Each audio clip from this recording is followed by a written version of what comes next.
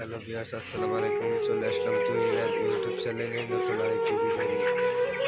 যারা এখনো চ্যানেলটি সাবস্ক্রাইব করেনি, যারা উঠতে তাড়াতাড়ি চ্যানেলটি সাবস্ক্রাইব করে দিন। আজকে আমার মুরগির বয়স 25 দিন, মুরগির ওজন 1.5 কেজি প্লাস।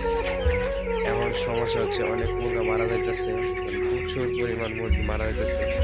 বিভিন্ন ধরনের ওষুধ, অ্যান্টিবায়োটিক, বিভিন্ন জাতের ওষুধ খাওয়ানো হইতেছে, কোনো পরিবর্তন দেখা যাইতেছে না।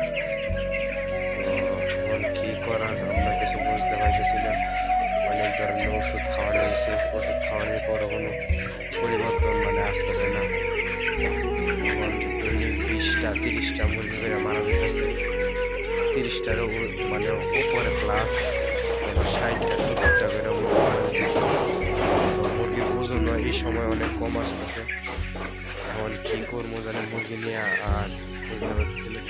এই যে মুরগি দেখতে পাইতেছেন, এরকম সমস্যা হয়ে যেতেছে।